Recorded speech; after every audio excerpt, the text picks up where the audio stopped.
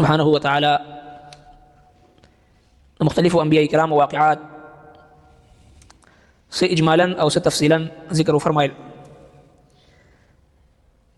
او بیا د هغه قومونو چې کوم د انبیاء کرامو تکذیب کړو دا غوی د انجام بد هم ذکر فرمایل چې په دنیا کې هم دا غوی ډېر بدترین انجام تاسو وکړو تر دې پورې چې دا غوی هغه محلات او دا غوی هغه کندرات چې په کوم علاقو باندې د الله عذاب راغلی دغه تاسو ګورئ په خپل سترګو باندې په هغې ګرځئ او بیا د قیامت ذکر راغی نو الله تبارک وتعالی د دوو ډلو ذکر فرمایل چې په ورځ د قیامت په ورځ د محشر دوه ډلې بشي یو شقي او بل سعید یو نیکبخت او بل بدبخت او دغه شانتي د شقي او د سعید یعنی د نیکبخت او د بدبخت علامات هغه ښکاره دی هر مسلمان ته پته لګي چې نیک اعمال والا او نیک اعمالو کې مشغول انسان چې چاته الله سبحانه وتعالی توفیق د نیکۍ ورکي نو یقینا جنتیان والا اعمال کوي لګیا وي په دې کې مشغول وي نو دا د دې خبرې علامت دی چې دا انسان نیکبخت دی او چې کله یو کس لګیا وي هغه کارونه کوي چې هغه د جهنمیانو وي نو یقینا دا د بدبختۍ علامت دی او دوانو جهانو سردار مبارک دعا هم موږ ذکر کړو اللهم انی اعوذ بک من الشقاق والنفاق وسوء الاخلاق یا الله زستا پاک نوم سره یا الله زستانه پناه غواړم ستا په نوم سره پناه غواړم د بدبختۍ نه او د منافقت نه او د بدو اخلاقو نه نو د بدبختۍ نه د الله محبوب پیغمبر پناه غوښتې دی قیامت په ورځ دا بدبخته خلک به بیل کړي شي او نیکبخته خلک دا به جدا کړي شي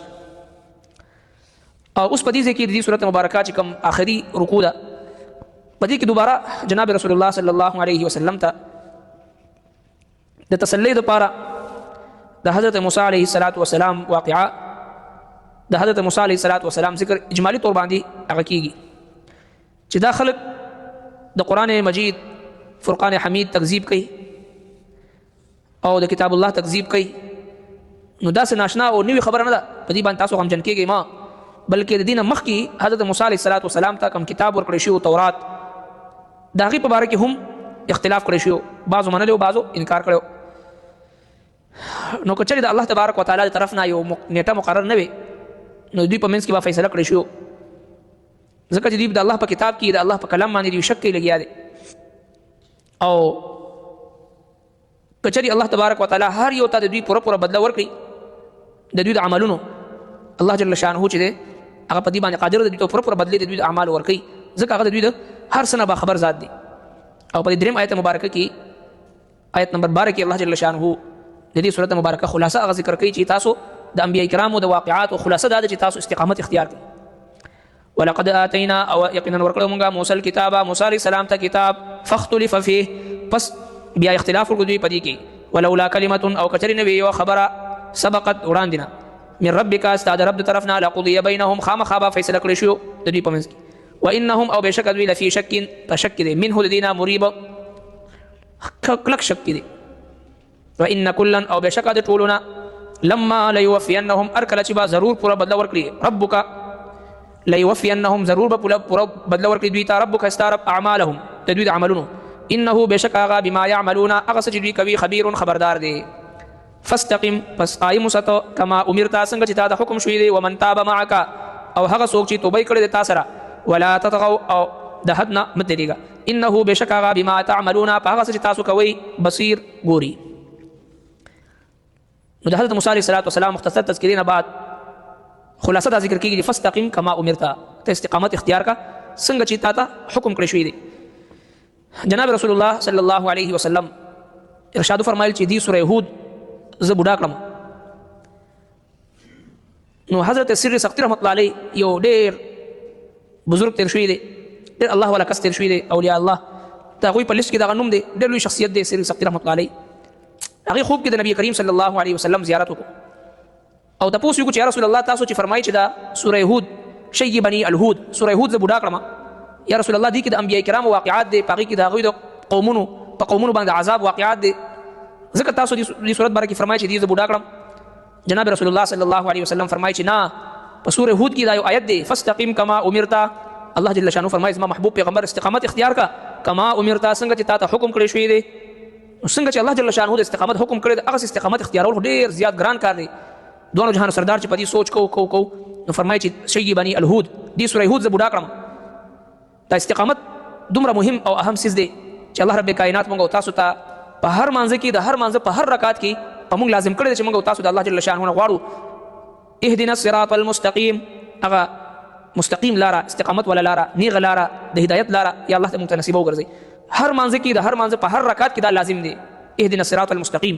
نو دا استقامت دومره مهم څیز دی چې کله یو مسلمان کې د استقامت ولا صفت پیدا شي الله تبارک وتعالى فرمایي ان الذين قالوا ربنا الله ثم استقاموا، چا چې وایي زموږ رب الله دی او به استقامت اختیار کړو تتنزل عليهم الملائکه، د رحمت فرشتي ورته راکوزیږي او ورته وایي بشارت اوري الا تخافوا ولا تحزنوا وابشروا بالجنه التي كنتم توعدون. غم مکوي، حزن مکوي، یعنی ظاهري غم مکوي، باطني غم مکوي. وابشروا بالجنه التي كنتم، جنت بشارت درکو. نو لہذا استقامت ډېر لوی څیز دی. جناب رسول الله صلی الله علیه وسلم د مسجد نه بهر تشریف وړي، یو صحابي رسول راشي عرض کوي یا رسول الله قیامت به کله؟ نو دوه جهان سردار فرمایل چې تا د قیامت لپاره څه تیاری کړې؟ نو یو صحابي نبی کریم صلی الله علیه وسلم ته عرض کوي چې یا رسول الله ما ته وصیت وفرمایي او ډېر خبرې ما نه هېرېږي، داسې وصیت راته وکړي چې مختصر وي او زه چې په عمل وکړم نو ما ته نجات ملو شي. دوه جهان سردار مبارک ورته فرمایي چې وقل ربي الله ثم استقم، ته وایې زما رب الله دی او بیا په دې استقامت اختیار کا، کلک اوسېږه په دین باندې منګولې لګول چې ټوله دنیا خفه دي شي خو چې د الله حکم مات نشي، دې ته استقامت وایي. ہو جائے اگر ساری خدائی بھی مخالف، کافی ہے اگر ایک خدا میرے لیے ہے، توحید تو یہ ہے کہ مولا حشر میں کہہ دے یہ بندہ دو عالم سے خفا میرے لیے ہے. ټوله دنیا د ناراضه شي پروا نشته دی خو چې د الله تبارک وتعالى حکم مات نشي، د الله جل شانه ذات ناراضه نشي، دې ته وایي استقامت. ټوله دنیا ناراضه کول یو الله جل شانه راضي کول، دې ته وایي استقامت. د الله تبارک وتعالى په حکم باندې د الله په دین باندې منګولې لګول او کلک پې اوسېدل، د دنیا و ما فيها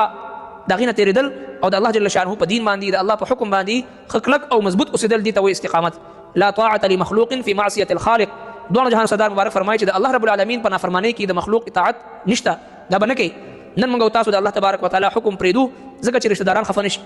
رسم و رواج باندې عمل کوو چې معاشري خلک راته پیغور رانکړي او دغسې خپل غم خادي په هغې کې یو عمل د اغیارو، د یهودو نصاراو، د یهودو، د هنودو، د هندوانو، د کفارو یو طریقه په هغې کې ژوندی کوو چې یاره زنانه موږ نه خفه نشي او محلهدار خفه نشي او رشته داران خفه نشي او معاشري خلک پیغور رانکړي. دا استقامت نه دی. استقامت دې ته وایي چې د ټولې دنیا خلک د خفه شي خو چې د الله تبارک وتعالى ذات خفه نشي، دې ته وایي استقامت. دې وجه نه رسول الله صلی الله علیه وسلم په دې آیت مبارکه باندې دومره غور او فکر وفرمایل او آخر کې وفرمایل چې شیبني الهود، دې سوره هود زه بوډا کړم. سوره هود نه مراد دغه آیت مبارکه دی. فاستقم کما امرت، زما محبوب پیغمبر قائم وساتو چې څرنګه تا ته حکم شوی دی په هغې استقامت اختیار کا. ومن تاب معک، او کوم مؤمنان چې تا سره دی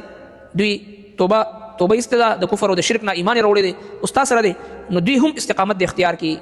شیخ عبدالقادر جیلانی رحمۃ اللہ علیہ فرمایي چې اطلب الاستقامه ولا تطلب الكرامه فان الاستقامه خير الكرامه. د الله تبارک وتعالى نه کرامت مه غواړئ، استقامت سوال کوي. استقامت د کرامت نه لوی څیز دی. څنګه چې اولیاء کرامو ته د ولایت په منازل ته چې کله ورسېږي صاحب کرامت شي، څه اراده چې دی وکړي د الله تبارک وتعالى په مشیت او دغه په خوښه باندې الله جل شانه د اولیاء کرامو په لاسونو باندې کرامات ظاهري. دا زموږ استاسو عقیده ده، کرامات الاولیاء حق. خو شیخ عبدالقادر جیلانی رحمۃ اللہ علیہ فرمایي چې د الله تبارک وتعالى نه کرامت مه غواړئ بلکې استقامت غواړئ، ځکه استقامت چې دی